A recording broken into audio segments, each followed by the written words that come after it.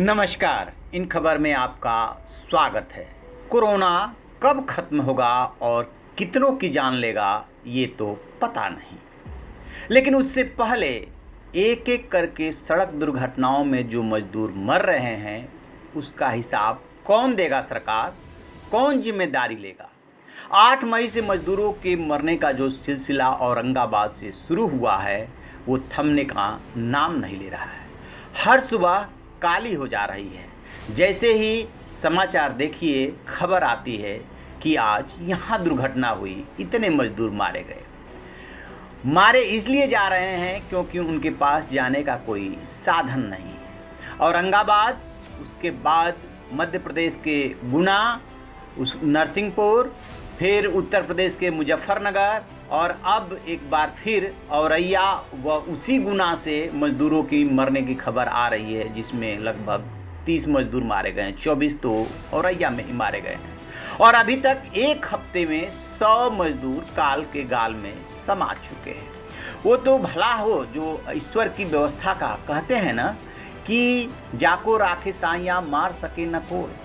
यदि एक कप चाय बीच में न आई होती तो न जाने औरैया में जो दुर्घटना हुई है उसका अंजाम क्या होता और कितने मजदूर मारे गए होते। चश्मदीदों के मुताबिक डीसीएम में सवार मजदूर राजस्थान से आ रहे थे, बिहार, झारखंड और पश्चिम बंगाल जा रहे थे, लंबा सफ़र तय कर चुके थे, लिहाजा सुबह 3:30 बजे के आसपास उन्हें चाय की तलब लगी और वो एक ढाबे पे चाय पीने के लिए रुक गए। डीसीएम इनकी गाड़ी थी जिसको कि सड़क के किनारे खड़ा कर दिया था ड्राइवर ने। बदकिस्मती कहें या काल का कुचक्र, उन्हें सुबह का सूरज नहीं देखने को मिला। कुछ उसमें से उतर करके चाय पीने लगे, कुछ उसी में बैठे रहे। जिंदगी की अंगड़ाई, मौत की आहट को जो नहीं उतरे वो भांप नहीं सके।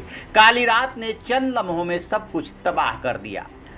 हुआ क्या कि उधर से एक तेज गति से ट्रक आया जिसमें कि मजदूर भी बैठे थे और चूना भी लदा हुआ था। उसने खड़े ट्रक में आकर के टक्कर मार दी और यही वजह रही कि जो डीसीएम थी उसमें सवार मजदूरों की कम मौत हुई और जो चूना लदा था ट्रक उसमें जो है ज़्यादा मजदूरों की मौत हुई। आप कह सकते हैं कि इनकी ज़िंदगी और मौत के बीच में एक कप चाय आकर के खड़ी हो गई। हादसा औरैया में हुआ, दिल्ली कानपुर हाईवे पर। और ये जब जिला प्रशासन को बात पता चली कि ऐसे ऐसे हादसा हुआ तो एक ही दिन पहले सीएम योगी आदित्यनाथ ने निर्देश दिया था जिला प्रशासन को कि प्रवासी मजदूर जहां से भी गुजरे उनका पूरा ध्यान रखिए और उनके खाने पीने की व्यवस्था कीजिए। इस बात से कोई मतलब नहीं कि वो कहां से आ रहे हैं, कहां जाना है, वो आपके प्रदेश से होकर गुजर रहे हैं, लिहाजा आपकी जिम्मेदारी है। बट अभी सुबह ही हुई थी कि इतना बड़ा हादसा हो गया। किसी के पास कोई जवाब नहीं है, आप सीधे किसी को जिम्मेदार भी नहीं ठहरा सकते, लेकिन सरकार अपनी जिम्मेदारी से बच भी नहीं सकती कि आखिरकार इन मज़दूरों को उनके घर भेजने की जो जिम्मेदारी है वो किसकी है। कब तक मरते रहेंगे मजदूर? क्या मजदूर मरने के लिए ही होते हैं? ये सवाल मत रहा है और मतता रहेगा बेशक कोई जवाब न मिले। तो आप ऐसी खबरों के लिए देखते रहिए हमारा डिजिटल चैनल इन खबर। Thank you. इन खबर चैनल को सब्सक्राइब करें और बेल आइकन दबाना ना भूलें।